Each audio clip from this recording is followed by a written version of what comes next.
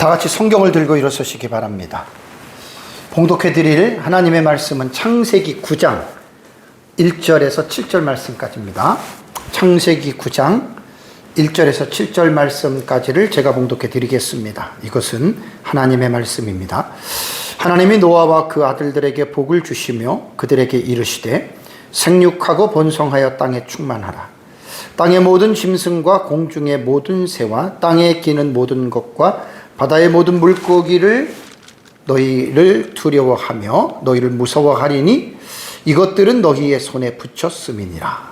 모든 산 동물은 너희의 먹을 것이 될지라. 채소같이 내가 이것을 다 너희에게 주노라. 그러나 고기를 그 생명되는 핏째 먹지 말 것이니라. 내가 반드시 너희의 피 곧 너희의 생명의 피를 찾으리니 짐승이면 그 짐승에게서 사람이나 사람의 형제면 그에게서 그의 생명을 찾으리라. 다른 사람의 피를 흘리면 그 사람도 피를 흘릴 것이니 이는 하나님이 자기 형상대로 사람을 지으셨음이니라. 너희는 생육하고 번성하여 땅에 가득하여 그 중에서 번성하라 하셨더라. 아멘. 네, 앉으시기 바랍니다. 지난주에는 제가 노아가 방주에 들어가서 나올 때까지에 대한 그 일지에 대해서 여러분들에게 말씀을 드렸죠. 노아가 방주에 들어가서 나오는 날까지의 그 총 기간을 여러분 계산하면 1년 17일이 됩니다. 그러니까 노아 600세 2월 10일에 노아가 방주에 들어갔습니다. 근데 그때는 들어가서 일주일 동안 비가 내리지 않았지요. 그러고 나서 7일이 지난 다음에 이제 7장 4절에 7일 이면하고 그 다음에 7장 10절에 7일 후에 분명히 우리말의 의미로 볼 때는 다른 표현이에요. 7일 이면하고 7일 후에는. 그래서 제가 그때 그 날짜를 계산하는 법을 포함셈법과 제외셈법으로 계산을 하면 이제 이런 부분에서는 우리가 틀리지 않게 본문을 이해할 수 있다라고 이제 여러분들에게 말씀을 드렸습니다. 그러고 나서 이제 배에 들어간 지 7일이 지난 후에 이제 비가 왔고, 그러니까 총 노아가 방주에 있다가 나오는 날까지를 계산하면 601세 2월 27일 날 노아가 나옵니다. 그러니까 총 1년 17일이 되는 거고요. 일자로 말하면은 382일 동안 노아가 방주 안에 있었습니다. 참 그 긴 시간 동안에 밖에는 40일 동안 땅의 깊음에 산들이 터지고 하늘의 창문들이 열려서 완전히 이 세상은 물에 잠기고 코로 기식하는 모든 사람과 동물들은 죽임을 당할 때 노아와 가족들과 배에 승선한 생물들은 이제 그 죽음에서 그들이 목숨을 이렇게 유지할 수 있었습니다. 그러나서 이제 노아가 방주에서 나오고 나서 이제 8장 21절을 보면 20절을 보면 노아가 이제 하나님 앞에 정결한 짐승과 정결한 새를 취해서 하나님 앞에 번제를 드리죠. 그래서 이제 노아의 번제를 제가 지난주에 말씀을 드렸는데 그 내용은 너무나 중요합니다. 그래서 이제 창세기 8장 21절에 하나님께서 이제 마음의 중심에 이르시기를 내가 다시는 사람으로 말미암아 땅을 저주하지 아니하겠다. 왜? 이는 사람의 마음이 계획하는 바가 어려서부터 악하기 때문이라. 그러면서 내가 전에 행한 것 같이 모든 생물을 다시는 멸하지 아니하리라고 말씀했다라고 제가 지난주 말씀을 드렸습니다. 여기에서 혹시 하나님의 어떤 전지성의 문제가 있어서 하나님이 이럴 줄 몰랐을까라고 이렇게 추측하는 사람들도 있지만 그렇지 않습니다. 여기서 제가 지난주에 중요한 하나의 자유의지에 대한 부분을 여러분들에게 설명을 해줬죠. 그만큼 하나님은 사람을 지으시고 인간에게 자유의지를 완전히 퍼펙트하게 자유의지를 행할 수 있는 권한을 주신 거예요. 하나님이 중간에 개입해가지고 인간의 의지를 하나님께서 막 통치하고 그런 게 아니고 인간이 스스로 알아서 능동적으로 정말 양심의 기능을 따라서 정말 그런 걸 따라서 정말 하나님을 잘 섬길 수 있는 모든 의지를, 자유의 의지를 100% 하나님이 다 주신 거예요. 그리고 하나님은 인간을 믿으신 거예요. 아담이 이후에 타락했다고 하지만 그래도 하나님은 인간에게 주신 100% 자유의지를 하나님을 향해서 정말 온전히 쓰도록 하나님께서 허락하셨음에도 불구하고 그들이 자유의지를 잘못 선택했죠. 그래서 하나님의 창조 언약을 그들이 일방적으로 파기하고 그 다음에 온 땅에 포악함이 땅에 가득했기 때문에 공의의 하나님께서는 그들을 홍수로 심판하셨다. 그래서 하나님의 홍수 심판은 공의의 심판이기 때문에 거룩하고 의로운 그러한 심판이다라고 하는 것, 제가 지난주에 여러분들에게 말씀을 드렸습니다. 창세기 지금 1장부터 쭉 9장까지 왔는데요, 중요한 어떤 중간중간에 신학적인 어떤 흐름들이 있어요. 테마라 그러죠. 주제들이 있는데, 언약적인 측면에서 제가 노아 언약, 그 다음에 행위 언약, 구속 언약, 은혜 언약이죠. 그 다음에 이제 노아 언약은 또 다음 주에 또 정리를 통해서 말씀을 드립니다. 그래서 이제 언약적인 측면으로 보면 이제 노아 언약 다음에 아브라함 언약이 있고, 그 다음에 모세 언약인 시내산 언약이 나오고, 그 다음에 다윗 언약이 나오고, 그 다음에 이제 에스겔서의 새 언약이 나오죠. 그죠? 그러나서 이제 마지막에 이제 제가, 재림 언약까지 집어넣어서 구약 성경에 나타난 언약의 봉우리가 9개라고 여러분들에게 말씀을 드렸고, 그 아담 언약을 3개를 하나로 친다면 성경에 나타난 언약의 봉우리는 7개의 언약이 된다. 어떤 학자는 6개로 말을 하지만 그거는 상관이 없어요. 그래서 우리가 이 언약이라고 하는 이 사상은 창세기 3장 15절에 구속에 대한 구원의 역사가 시작이 되면서 언약이 뒷받침이 되는 거예요. 그러니까 구속사와 언약은 뗄래야 뗄 수가 없는, 그래서 하나님께서 구원의 역사를 여인의 후손의 계시를 이루어 가시는데 중간중간마다 하나님께서는 인간에게 약해질 수가 있기 때문에 테스트먼트라 그러죠. 커버넌트라 그러죠. 이 언약을 하나님께서 사람과 맺으심으로 말미암아 하나님의 신실하신 그 언약을 인간은 붙잡고 끝까지 믿음으로 승리하라라고 하는, 그래서 성경을 구약 성경은 올드 테스트먼트, 신약은 뉴 테스트먼트, 그래서 언약이라고 하는 약속이라고 하는 관점에서 우리가 성경을 봐야 된다라고 지난주 말씀을 드렸습니다. 우리가 하나님을 믿는 것은 내 인간의 개인의 어떤 그 느낌이나 생각이나 감정에 동요돼서 우리가 하나님을 믿는 게 아닙니다.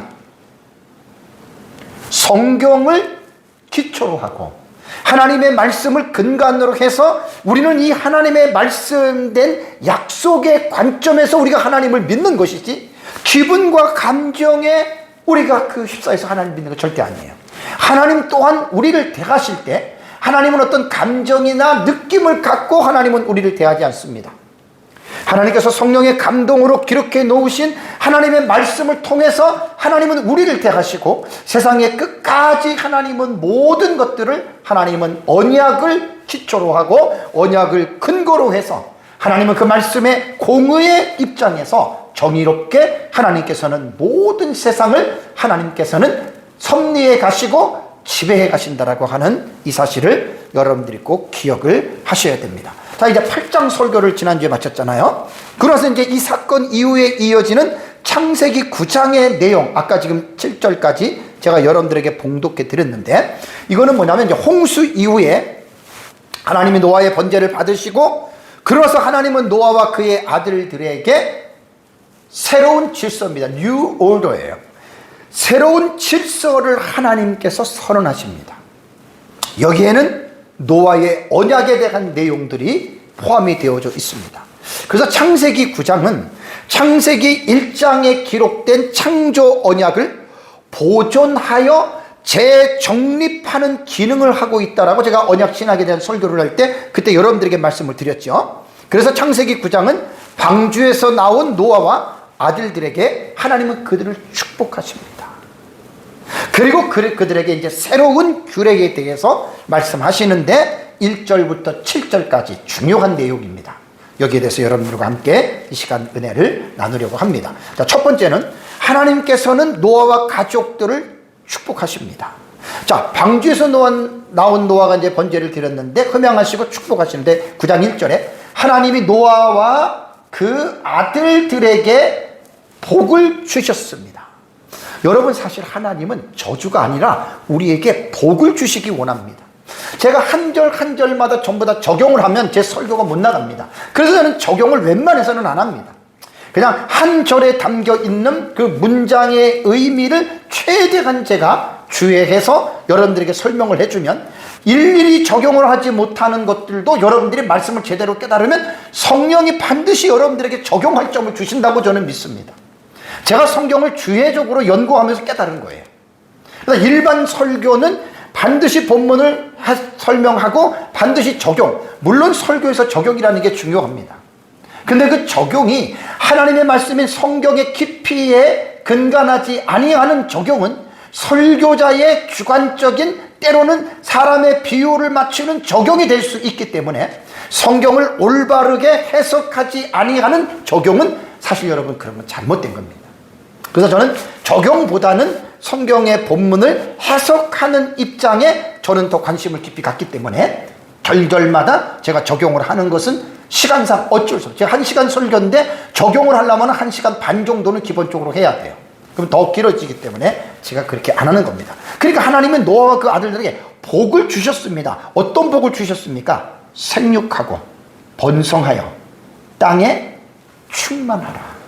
그 결혼을 통해서 자식을 많이 생산하라는 겁니다. 6절에도 같은 의미입니다. 너희는 생육하고 번성하여 땅에 가득하여 그 중에서 번성하라 하셨더니라는 말이 여러분 나옵니다. 그래서 하나님께서는 노아와 그의 아들들에게 내리신 이 복은 창세기 우리가 공부할 때 1장 28절 여러분 기억나시죠? 창세기 1장 28절을 보면은 하나님이 그들에게 복을 주셨잖아요. 아담과 하와에게, 인간에게 복을 주시고 그 다음에 거기에는 이제 짐승들도 다 들어갑니다. 하나님이 그들에게 이르시되 요메르와 엘로힘 이르시되, 하나님이 아담이요 사람에게 이르시되 생육하고 번성하여 땅에 충만하라. 요거는 창조 언약에 내 기록된 내용하고 똑같아요. 똑같은데 다른 점이 하나가 뭐냐면 창세기 1장 28절에는 땅을 어떻게 해요? 정복하고 바다의 고기와 공중의 새와 땅에 움직이는 생물을 어떻게 해요? 다스리라 그랬잖아요. 정복하고 다스리라. 이거는 창세기 1장 28절에 나오는 거예요. 그런데 노아의 언약을 지금 9장을 쭉 여러분 우리가 공부하다 보면 여기에서 같은 것도 있지만 다른 점도 있어요. 그래서 그거를 오늘 이제 9장 본문에서 우리가 조금 이제 보면은 이해가 됩니다. 공통점은 뭐냐면 생육하고 번성하고 땅에 충만하라가 여러분 공통점입니다. 그러니까 이거는 창조 언약이나 또 아담이 범죄한 이후에 그 다음에 또 노아 시대의 모든 사람들이 심판을 받고 또 살아난 노아와 그 아들들에게 동일하게 하나님께서는 생육하고 번성하고 땅에 충만할 것을 명령하신다. 그러니까 다산이 복입니다. 사람은 많이 자식을 낳아서 정말 땅에 번성한 것이, 이것이 옛날이나 오늘이나 앞으로나 할 것 없이 하나님께서 사람에게 주시는 복이라고 하는 여러분, 이 사실을 꼭 기억해야 됩니다. 그렇다면 다른 점이 뭘까요? 다른 점은 오늘 창조 언약에서 우리가 보는 것처럼 정복하고 다스리라고 하는 이 말이 노아와 그의 아들들에게는 여러분 빠져 있어요. 이 정복하라 다스리라고 하는 이 용어는요, 왕권의 측면을 가지고 있는 용어입니다. 그러니까 창조 언약에서 우리가 공부를 했듯이 하나님께서 아담을 지으셨을 때 만물의 영장으로 지으셨단 말이에요. 그러니까 하나님의 청지기로서 하나님의 것을 인간에게 위임하고 인간은 왕적인 권세를 가지고 하나님께서는 모든 땅을 정복하고 모든 생물들을 다스리는, 이게 어떻게 보면 문화적인 측면으로 볼 때는 이게 이제 그 문화적 사명이라고도 이야기를 합니다. 이건 뭐냐면 전부 다 왕적인 어떤 그러한 여러분 권위라고 여러분 우리가 볼 수가 있는 거예요. 근데 이게 노아 시대 때에 와서는 어떻게 되냐면 창조 언약에 대한 반복이자 갱신을 하면서도 여기에서 빠지는 게 뭐냐면 이제 왕적인 권세를 다스리는 어떤 이러한 부분들에 대해서는 하나님께서 언급하지 않으십니다. 그러나서 이제 다른 점이 2절에서 3절, 4절, 5절, 6절을 보면은 창조 언약과 다시 하나님께서는 보존하시기는 하고 갱신하시기는 하지만 창조 언약을 그대로 하시는 게 아닙니다. 물론 아담과 하와가 범죄하고 나서도 똑같은 거지만 노아 시대 때에도 마찬가지입니다. 그래서 이제 하나님께서 두 번째로 하시는 말씀이 2절입니다. 2절. 땅과 바다의 모든 생명체들을 이제 사람에게 붙였다라고 이렇게 말을 합니다. 자, 하나님께서 이제 하나님께서 노아에게 주신 축복 가운데 여기서 다른 점이 뭐냐면, 하나님의 대리자로서 인간을 어떤 다스림의 위치에 창조 언약에는 있었고요. 모든 생물들은 인간의 다스림을 복종하는 구도였죠. 그죠? 그러니까 그대로 되는 거예요. 근데 노아 시대에는 사람의 모든 생명체들과의 관계가 긴장과 대립의 구도로 여러분 이게 바뀌어집니다. 그래서 2절을 보시면 땅의 모든 짐승과 공중의 모든 새와 땅에 기는 모든 것과 바다의 모든 물고기가 뭐라고 했습니까? 너희를 어떻게 해요? 두려워할 것이다. 그리고 또 어떻게 해요? 너희를 무서워할 것이다. 그러면서 하나님은 이것들은 너희 손에 붙였음이니라 라는 말씀을 하십니다. 여기서 이제 차이가 있는 거예요. 창조 언약과. 창조 언약은 동물들과 짐승들이 철저하게 인간의 다스림에 순종을 했잖아요. 근데 지금 노아 시대 때에 돌아와서는 이제 두려워하고 무서워한다. 그리고 그 생명체들을 인간의 손에 하나님께서는 이제 이렇게 붙였다라는 이런 말씀을 합니다. 그러니까 이제 이 말씀을 우리가 조금 더 자세하게 보면 창조 언약에서 다 새롭게 갱신된 것이 아니라고 하는 말이 있습니다. 제가 설교를 준비하면서 이제 히브리어의 본문을 조금 원문을 보니까 이 구문에 대해서는 여러분 다르다 그랬죠? 히브리어하고 헬라어하고 영어하고 한국어하고 그 구조가 달라요. 구문론의 구조가. 그래서 히브리어 같은 경우는 동사가 나오고 주어가 나오고 목적어가 나오고, 한국어는 주어가 나온 다음에 그 다음에 이제 목적어가 나오고 동사가 한국어는 맨 뒤로 가잖아요. 히브리어 같은 경우는 동사가 전반부에 해당이 됩니다. 그래서 제가 이제 성경을 연구를 하면서 보니까 2절의 히브리어 본문의 전반부입니다. 전반부. 후반부가 이제 전반부만 말씀을 드리는데 이렇게 해석이 됩니다. 너희의 두려움과 너희의 공포가 여기서 이제 잘라져요. 모든 땅 위의 짐승 위에 그 다음에 있을 것이다 라는 말입니다. 여기에서 보면은 이제 너희의 두려움과 너희의 공포가 요거거든요. 마오르아켐 그 다음에 예히 테켐이에요. 요게 뭐냐면 명사구입니다. 명사구. 그러니까 너희의 두려움과 그리고 너희의 공포가, 그러니까 명사구지만 이것이 주어의 역할을 합니다. 너희의 두려움과 너희의 공포가, 그 다음에 나오는 게 미래의 이게 동사입니다. 동사. 이흐예라고 하는 여러분 이 동사는 이게 미완료태거든요. 이게. 근데 이게 뭐냐면 미래형으로 해석하라는 거예요. 미래형으로 해석할 것이니까 너희의 두려움과 너희의 공포가 하야니까 있을 것이다라는 뜻이에요. 있을 것이다. 머물 것이다. 미래에 이제 이런 일이 이제 미래까지 이루어질 것이다라고 이렇게 말을 하고, 다음에 세 번째는 전치사구라 그러죠. 여기 보면 이제 뒤에 나오는 게 아리 위에 모든 짐승 그 땅 이렇게 되는 거예요. 그러니까 그 땅에 있는 모든 짐승들 요 전치사에 보셔야 돼요. 알 위에 있다는 거예요. 그러니까 너희를 두려워하는 것과 요게 캠이라고 하는 여러분 요 뒤에 히브리어 같은 경우는 뒤에 붙어 있는 소유 전미사가 있거든요. 요게 2인칭 남성 복수예요. 캠을 딱 보면 요건 2인칭 남성 복수예요. 그러니까 땅에 있는 모든 짐승들이 너희의 두려움과 너희의 공포가 그들 짐승들 위에 있을 것이다. 그런 말이에요. 여기서 이제 이 본문을 잘 여러분 해석을 하게 되면 어떠한 이 결과가 나오냐면, 동물들이 두려워하는 행위를 한다. 그러니까 어떻게 보면 동물들이 인간을 두려워하는 것들이 본능 속에 있다라고 생각하지만 그게 아니에요. 알이라고 하는 여기 전치사 위에가 있잖아요. 그 위에 하나님께서 두려움과 공포를 그들에게 주신다는 거예요. 이거는 뭘 말합니까? 하나님께서 특별하게 자신의 주권적인 의도가 담겨져 있는 거예요. 그러니까 노아 시대에는 짐승과 어떤 새들과 물고기들과 곤충들을 인간과의 관계에서 피조세계에 새로운 질서를 하나님께서 확립하신 거예요. 있을 것이다 미하려기 때문에 계속해서 짐승과 새들과 그 다음에 어류들과 그 다음에 곤충들은 사람을 두려워하고 공포의 감정들을 하나님께서 그들 위에 놓으실 것이다라는 말입니다.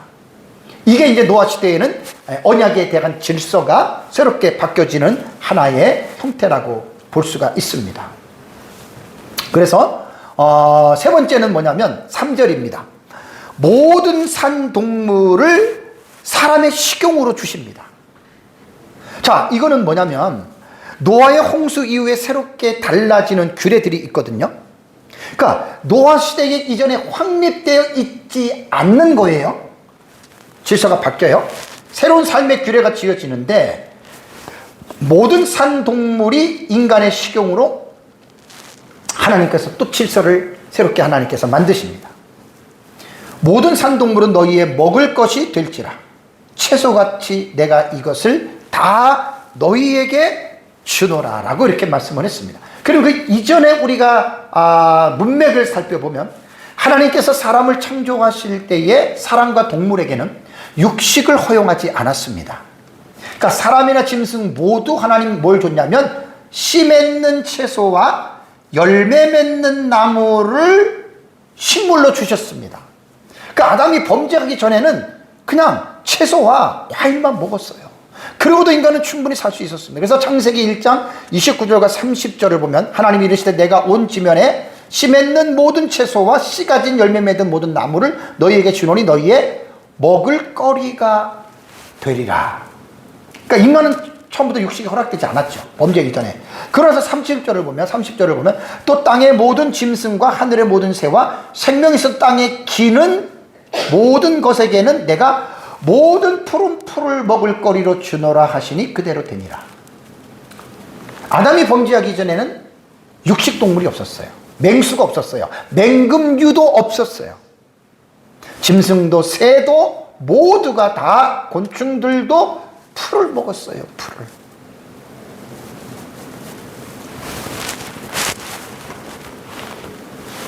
이게 이제 아담의 타락 이후에 이제 질서가 깨지고 그러면서 이제 동물들도 먹이 사슬의 구조를 보면 약육강식의 구조로서 강한 자가 약한 자를 먹고 살아가도록 이 범죄로 인해서 이러한 구도가 여러분 바뀌어지게 되는 겁니다.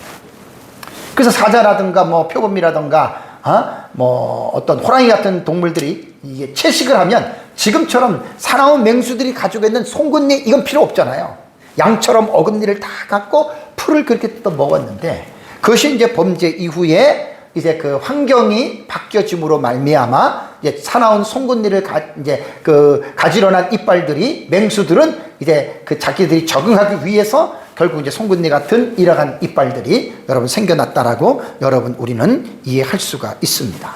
그래서 지금 노아 홍수 이후에는 하나의 변화된 게 뭐냐면 하나님께서는 산 동물을 하나님께서 사람에게 그것을 식물로 허락하셨다라는 말입니다. 우리가 식생활에 있어서 동물이 육류가 인간에게 주는 유익이 있죠.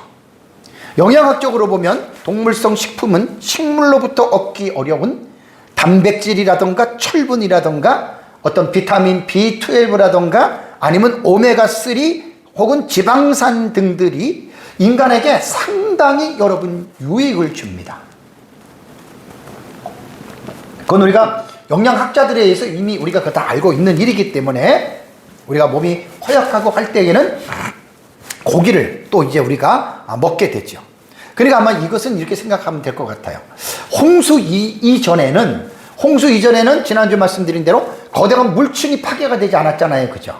물층이 파괴가 되지 않았기 때문에 아마 이 세상에서 농사라든가 그 모든 것들이 아마 그 물층이 파괴된 후하고는 전혀 다를 정도로 아마 상당히 좋은 환경 속에서 인간이 채소나 아마 그런 것들을 섭취할 수 있었을 거라고 봅니다. 근데 노아 홍수를 기점으로 해서 이제 그런 것들이 다 이제 없어지잖아요. 물층이 파괴되고. 그러니까 이제 지구에 살고 있는 이제 생명체들에게는 자외선이나 적외선이나 해로운 광선들이 결국은 살아가는 데에 있어서 그런 것들이 이제 충족이 안 되니까 아마 하나님께서 인간의 건강을 위해서 아마 산동물을 식용으로 하나님이 허락해 주실 것이다 라는 말이 있습니다. 제가 설교를 준비를 하면서 한번 적용적인 측면에서 한번 이 동물에 대해서 한번 번제와 제사에 대한 부분들을 한번 제가 살펴봤습니다. 이스라엘 백성들이 하나님께 드려지는 5가지 제사가 있죠. 번제, 소제, 화목제, 속죄제, 속건제, 레위기에 나옵니다. 이스라엘 백성들은 이 5가지의 5대 제사를 드리면서 이 5가지 중에서 소제를 제외한 나머지 4대 제사는요, 전부 다 짐승을 희생물로 하나님 앞에 드립니다. 번제 같은 경우는요, 짐승을 하나님 앞에 제물로 드리는데 전체를 태워요. 안 먹어요. 번제 제물은. 근데 곡물로 드리는 소제물은 이제 곡물이기 때문에 상관이 없고요. 이 소제물의 일부는 이제 제사장이 먹어요. 그 다음에 화목제물은 제사장과 제물을 드린 자가 함께 먹습니다. 제사를 드리고. 그 다음에 속죄제와 속건제도 이거는 제사장이 거룩한 곳에서 고기를 먹습니다. 제가 왜 지금 이 말씀을 드리냐면, 고기라고 하는 것이 우리 인간에게 있어서 상당히 유익을 주고 기쁨과 즐거움을 줍니다. 그것은 이스라엘 역사를 보면은 특정한 상황이 있죠. 특정한 상황. 온 백성이 제사를 드리고 함께 고기를 먹은 적이 있습니다. 백성이. 엄청난 제물의 양입니다. 세 군데를 제가 찾았는데, 출애굽기 24장 5절과 11절을 보면 시내산 언약을 체결 직후에 모세와 백성들이 함께 고기를 먹습니다. 그러니까 엄청난 희생의 제물을 하나님 앞에 드린 거예요. 시내산 언약을 체결하고. 출애굽기 12장 3절과 11절을 보면 6월절의 양을 이스라엘 백성들이 애굽에서 나올 때 모든 백성이 같은 날에 같은 방식으로 각자가 가정에서 양을 잡지요. 그죠? 6월절 양. 그러면서 그 제물을 모두가 먹습니다. 이거는 뭐냐면 이스라엘 백성들의 전 민족적인 제사와 공동 식사가 있었다는 것입니다. 여러분, 이때 얼마나 이들이 기쁘고 즐거웠겠습니까? 열왕기상 8장 63절에서 65절에도 보면 솔로몬이 성전 봉헌식을 하는데 이때 화목제로 드려진 고기를 이스라엘 백성들이 모여서 함께 즐거워한 것을 볼 수가 있어요. 여러분, 우리도 요즘에는 이제 우리나라가 살기 좋으니까 고기도 자주 먹지. 옛날에 가난할 때 같은 경우는요, 추석이나 구정, 특별한 날 외에는 거의 고기를 안 먹었죠. 근데 고기를 먹을 때 얼마나 많은 가족들이 좋아합니까? 애들도 어른도 다 좋아하잖아요. 그래서 우리는 지금 우리가 고기를 먹는데 산 동물을 식용으로 허락해 주신 하나님의 배려와 은혜에 감사하는 마음으로 여러분 고기를 먹으시기 바랍니다. 다음에 이제 네 번째 하나님이 노아와 아들들에게 하시는 말씀은 4, 5절에 나옵니다. 4, 5절에 나오는데, 하나님은 노아 시대의 이후 인간의 식용으로 모든 산 동물을 하나님께서 허락을 하셨는데, 이제 사람은 하나님의 허락하심을 따라서 이제 산 동물을 먹을 수 있습니다. 하나님의 허락했기 때문에. 그런데 하나님은 산 동물을 먹는 데 있어서 한 가지의 주의사항을 당부하십니다. 그게 뭐냐면 고기를 생명되는 핏째 먹지 말아라. 이게 4, 5절에 나오는 거예요. 그러나 고기를 그 생명되는 핏째 먹지 말 것이니라. 왜? 내가 반드시 너희의 피, 곧 너희 생명의 피를 찾으리니. 정말 두려운 말입니다. 짐승이면 짐승에게서, 사람이나 사람의 형제면 그에게서 그 생명을 찾으리라 라는 말이 나옵니다. 피채 먹지 말라는 거예요. 그러니까 먹기는 먹되 피채 먹지 말아라.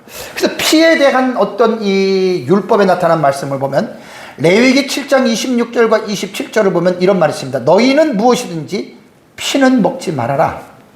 피를 먹지 말라고 그렇게 하나님이 강조한 거예요.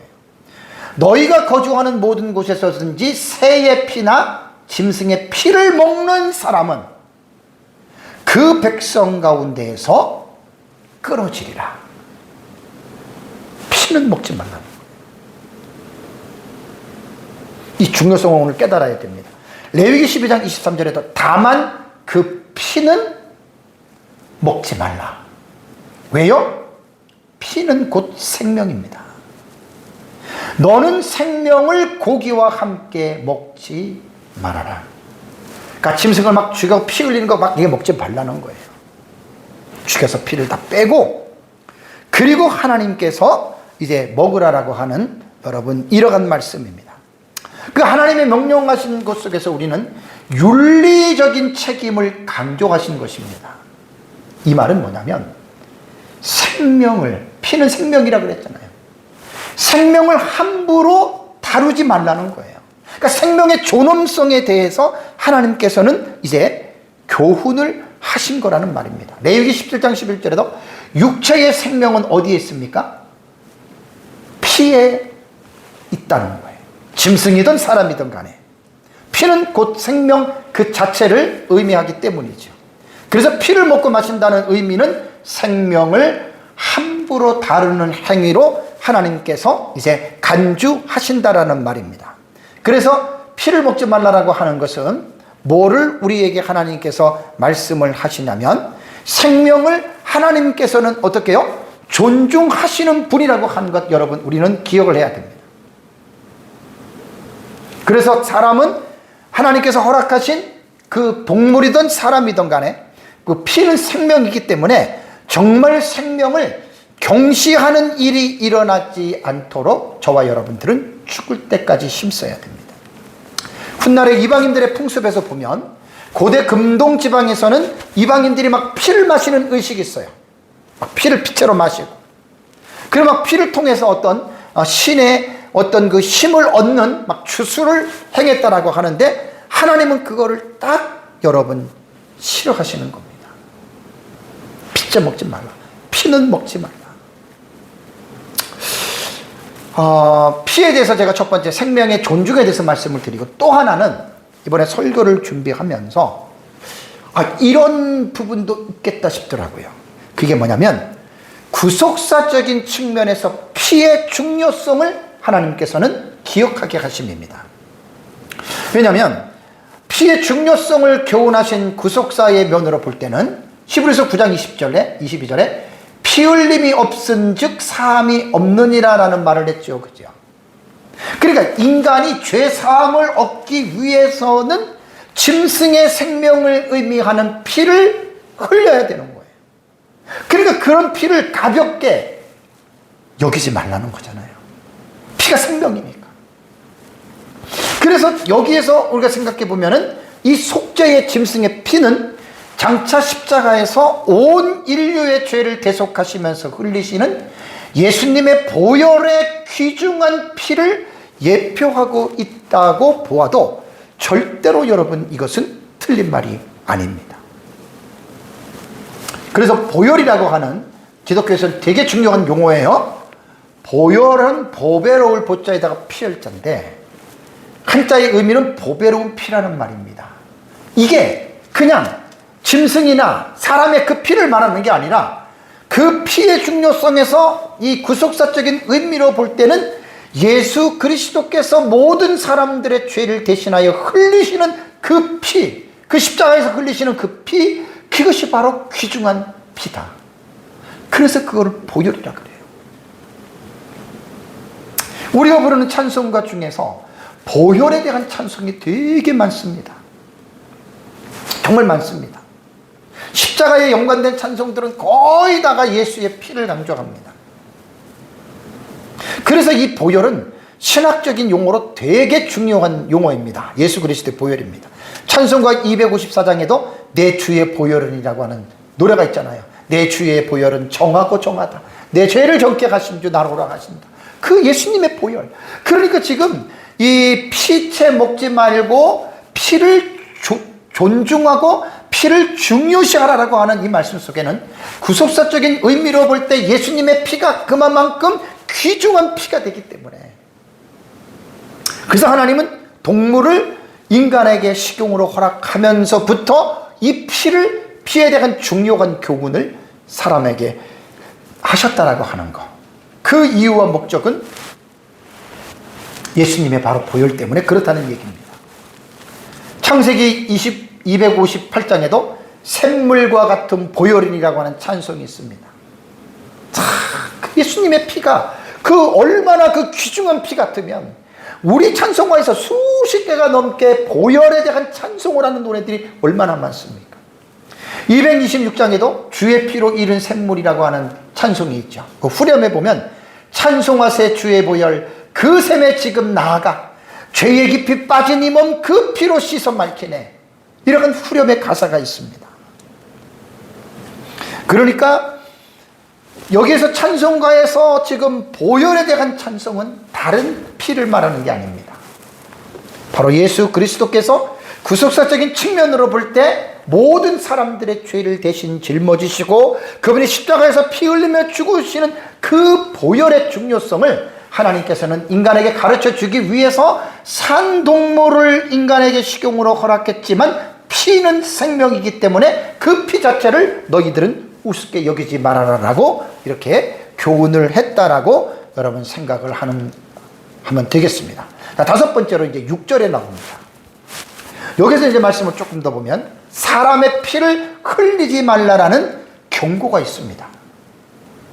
하나님은 짐승의 피 생명만 존중할 것이 아니라 하나님의 형상대로 지음받은 사람의 피도 흘리지 말라라고 명령하신 거예요.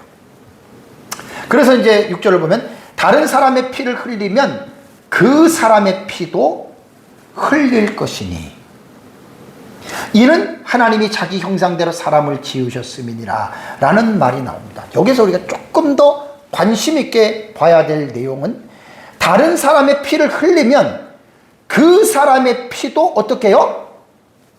흘려진다는 말이죠. 이게 우리말 번역은 조금 약해요. 우리 개정개혁은 조금 약해요. 왜냐하면 히브리 원문을 직역하면 사람의 피를 흘리는 자는 가해자예요. 그 사람은 사람에 의해 그의 피도 흘려질 것이다. 이게 히브리어 원문을 사역하면 이러한 해석이 나옵니다. 그래서 우리말 성경 중에서 번역한 역본들을 쭉 보면 바른 성경과 표준 새번역이 가장 개역개정보다는 잘 번역을 했습니다. 왜냐하면 바른 성경을 보잖아요. 누구든지 다른 사람의 피를 흘리면 뭐라고 했습니까? 다른 사람에 의하여 그의 피를 흘리게 될 것이다. 하나님께서 자기 형상대로 사람을 지으셨기 때문이다. 확 와닿죠, 그죠? 우리 개정개혁보다는 확 와닿아요.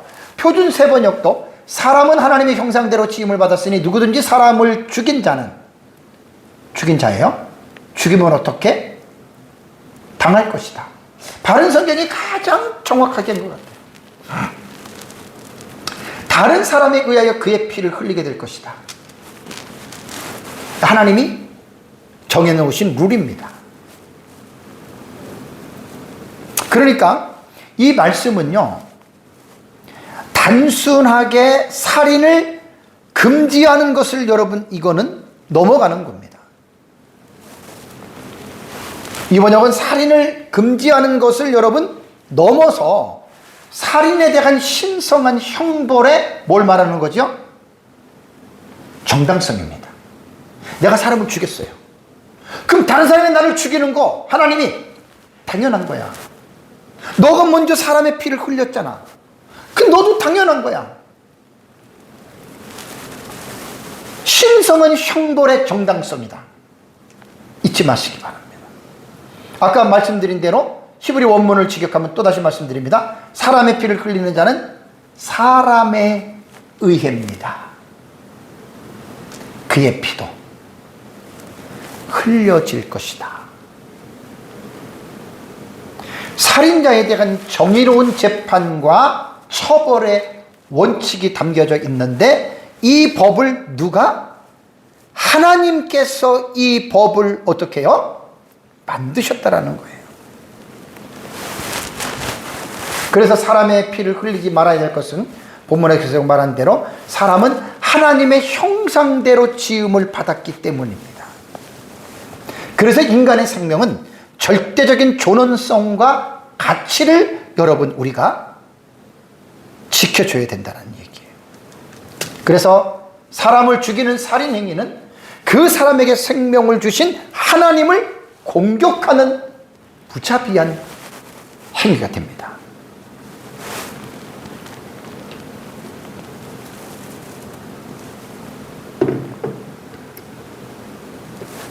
정말 살인은 금해야 됩니다. 인간 사회의 질서의 유지와 정의 구현의 토대가 되는 겁니다. 살인을 안 하면. 살인을 하면 이 질서와 정의의 구현이 깨져버립니다. 인간은 자율적인 존재로 지음을 받았지만 그 자유로 남의 생명을 침해해서는 안 된다. 하나님의 형상대로 지음을 받았기 때문에 우리는 모든 사람의 생명을 존중하는 이러한 공동체로서의 인간은 살아가야 된다라고 하는 여러분 이 하나님의 말씀을 잘 기억하시기 바랍니다. 그래서 도덕법인 10계명의 5계명에 뭐라고 했습니까? 살인하지 말지니라라고 명령을 한 거예요. 살인하지 않고 사람의 생명을 어떻게 해요? 존중하라는 거죠. 그래서 기독교는 생명을 존중하는 종교입니다. 정말 살인이라고 하는 실수 없는 겁니다. 신약시대의 교훈을 우리가 잠깐 살펴보면 인간의 육체적인 살인을 인간의 정서적인 살인과 연결해서 교훈을 했어요. 이건 정말 우리 신약시대에는 이 살인에 대한 여러분이 율법에 대한 이 개념이 상당히 정서적인 것까지 깊이 있게 하나님께서 취급하신다라고 하는 걸 볼 수 있습니다. 요한일서 3장 15절을 보면 그 형제를 미워하는 자마다 어떻게 해요? 살인하는 자다라고 이렇게 말을 합니다. 그러면서 살인하는 자마다 영생이 그의 속에 거하지 아니하는 것을 너희가 아는 바니라라는 이러한 말씀을 합니다. 우리가 살고 있는 여러분 이 작금의 이 시대에는 정말 인간 생명에 대해서 너무나 경시하는 풍조가 만연해 가고 있죠. 자신의 마음에 들지 않는다고 상대방을 비참하게 죽인, 또 국가 간의 어떤 다툼을 통해서 대규모의 전쟁이 끊이지 않고 일어나고 있지 않습니까? 어떻게 보면 여러분 전쟁은 이 세상의 역사는 전쟁의 역사라고 해도 틀리질 않습니다. 가인이 동생 아벨을 쳐 죽이죠. 전쟁입니다. 라멕이 소년을 쳐 죽이죠. 전쟁입니다. 고대 시대부터 현대에 이르기까지 시대마다 전쟁이 끊어질 날이 거의 없었다 그래요. 그만큼 사람이 하나님께서 생명을 존중하시는 이 하나님의 계명을 우습게 알고 무시하는 거예요. 이 살인하지 말라라고 하는 것은 모든 인간의 양심의 법 속에서도 여러분 이건 새겨져 있습니다. 최근에 3, 4년 동안에 지구촌에 일어난 전쟁 중에 러우 전쟁을 생각해 보십시오. 여러분 끔찍하지 않습니까? 말할 수 없는 사람들이 정말 비참하게 여러분 죽은 겁니다.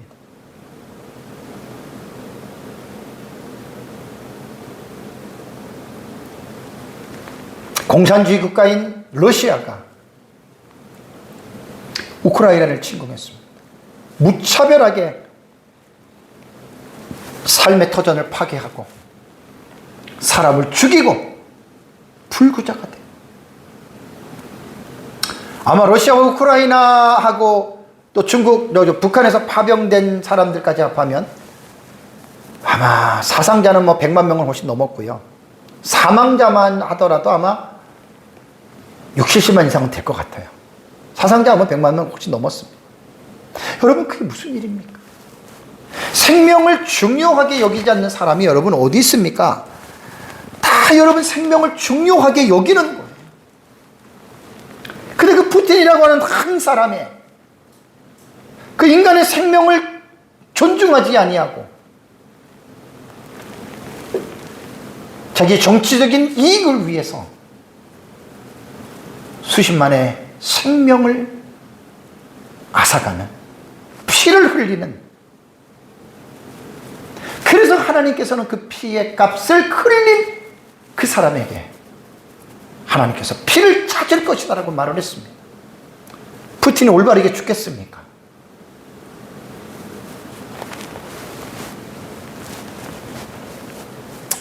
그리고 1, 2년 전에 일어났던 이스라엘과 팔레스틴의 전쟁을 여러분 보십시오.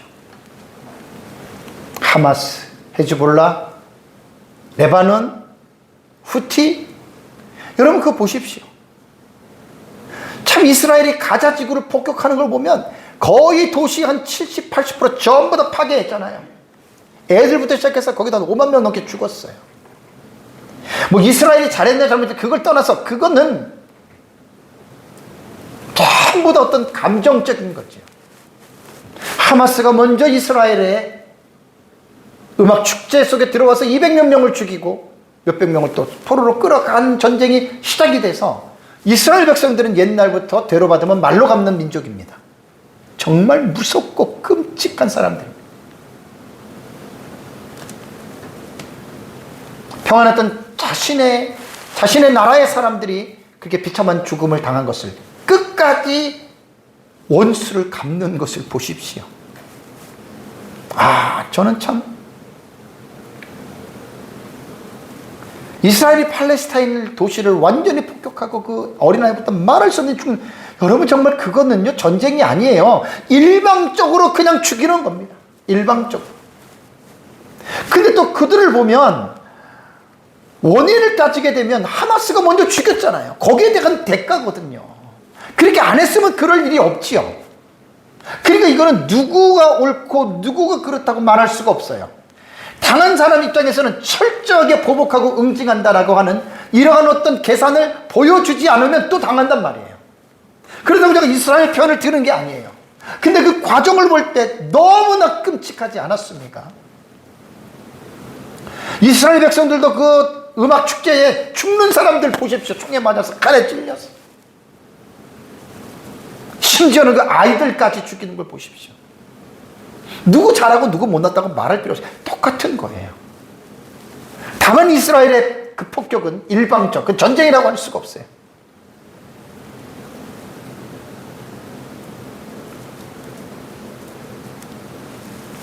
헤즈볼라와의 전쟁도 레바논에 엄청났지 않았습니까, 여러분?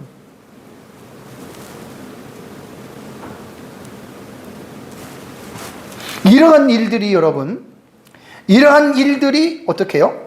계속해서 이 세상이 끝나는 날까지 어떻게 해요? 이러한 일들은 계속해서 이루어질 것입니다. 그것이 성경이 기록되어 있는 거예요. 예수님은 마태복음 24장에 전쟁과 전쟁, 난리의 소문이 끝나지 않는다 그랬죠. 계속 전쟁입니다.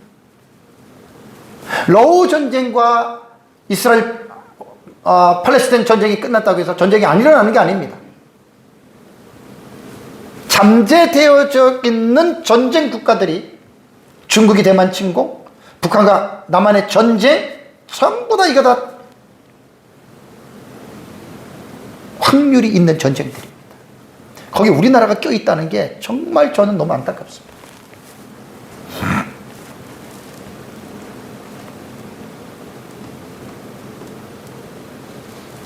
요한계시록 여러분 9장을 보면 둘째 화인 유브라데 전쟁이 있죠. 우리는 그 내용을 너무나 잘 압니다. 6번째 나팔이에요. 유브라데 지역에서 일어나는 전쟁은 어떤 전쟁이냐? 미중류의 전쟁이고 전무후무한 전쟁입니다. 여자간이 그런 큰 전쟁은 없었어요. 왜냐하면 계시록 9장에서 말하는 둘째 화인 6번째 나팔인 유브라데 전쟁은 인류의 3분의 1이 되는 사람들이 죽임을 당하는 전쟁입니다.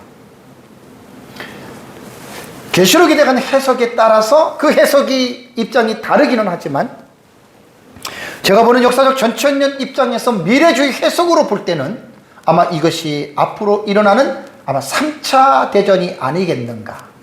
물론 3차 대전에서 지구의 3분의 1이 죽지 않는다면 4차 대전이 있겠죠. 4차 대전에서도 지구의 3분의 1이 죽지 않으면 5차 대전까지 갈 가능성이 있습니다. 그러나 3차로 우리가 제가 이렇게 딱 그 확정 짓는 이유는 지금 전 세계가 가지고 있는 무기의 상황들을 보십시오. 거의 핵들을 많이 갖고 있죠. 핵 한 방에 그냥 수십만 수백만이 죽을 수 있고 완전히 망할 수가 있는 그런 구도예요.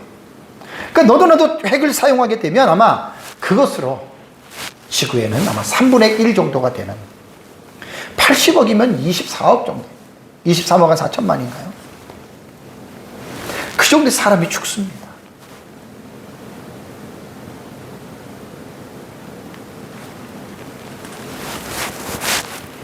정말 이 세상은 예수님 재림할 때까지 상상을 초월하는 이러한 전쟁들이 계속해서 이루어질 것입니다.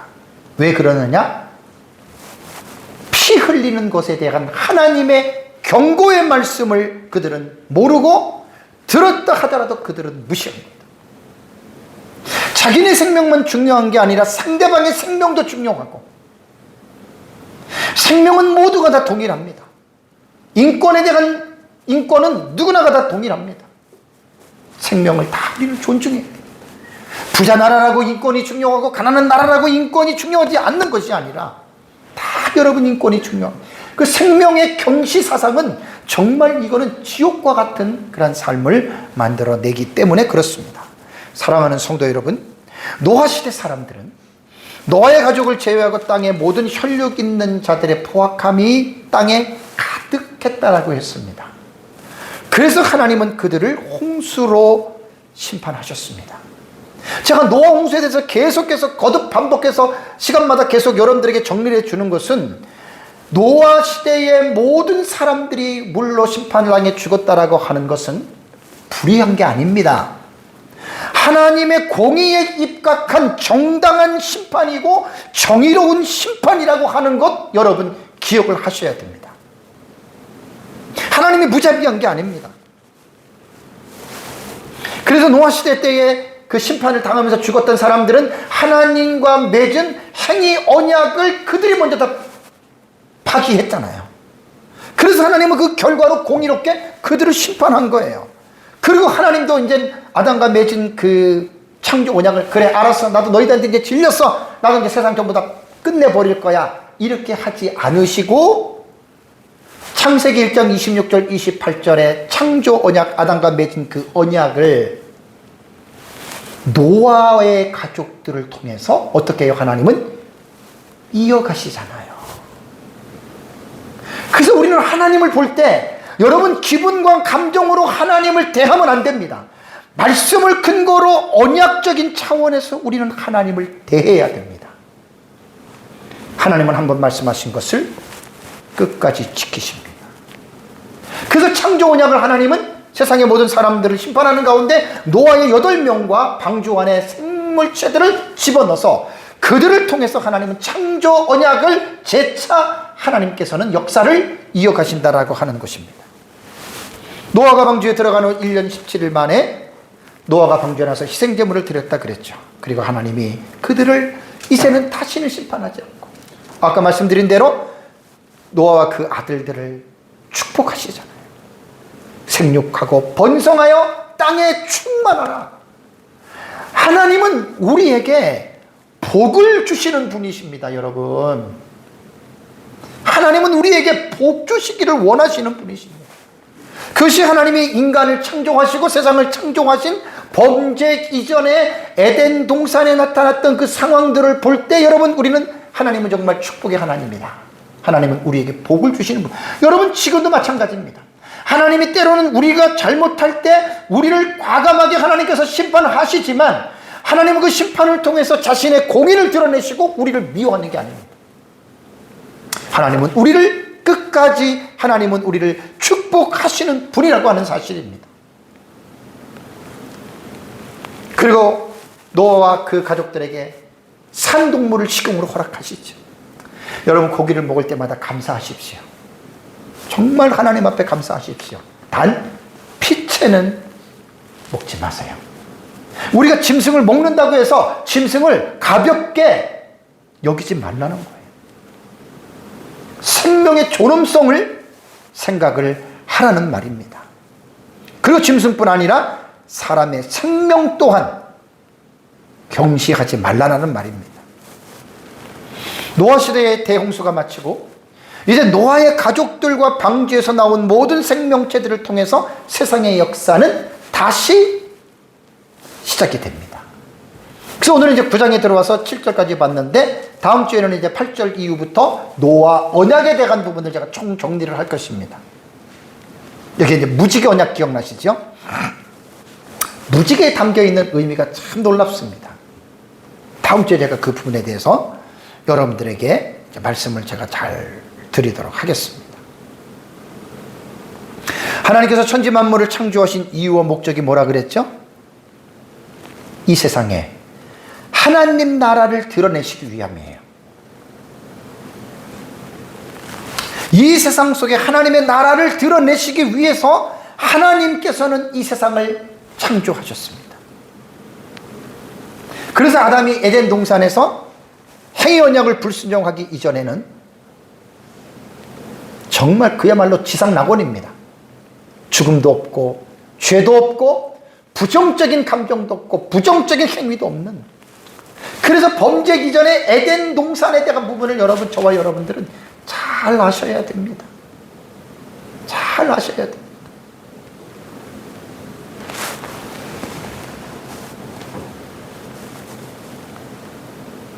그래서 우리는 아담과 하와가 범죄하고 나서 그 창세기 3장 15절에 원시복음 있잖아요. 그것이 하나님의 구속사의 관점으로 그거를 잊지 마시기 바랍니다. 하나님께서 여인의 후손을 통해서 죄인들을 구원하시겠다라고 하는 이 하나님의 계획은 변함이 없고 불변하시다는 말입니다. 그래서 이런 것들이 언약신학의 삶 봉우리 해서 이 언약에 대한 하나님의 확증을 분명하게 그 언약의 본문 속에는 그 내용이 여러분 담겨져 있는 거예요. 북이스라엘이 722년에 아수르에서 멸망을 당하고 남유다가 586년에 바벨론의 멸망을 당했을지라도 하나님은 그들에게 여인의 후손을 주신다라고 하는 이 구속사의 계시의 언약이 있었기 때문에 그들을 완전하게 망하게 하지 아니하시고 그들을 끝까지 지켜나가시는 하나님의 섭리를 보십시오.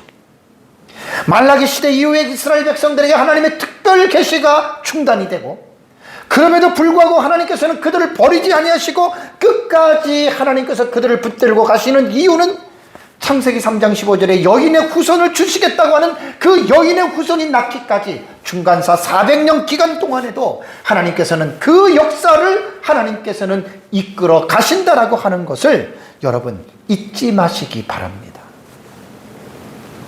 그래서 우리는 성경을 볼 때 창세기 3장 15절 이후부터는 구속사에 대한 사관을 가지고 여러분들이 성경을 우리는 올바르게 배워야 됩니다.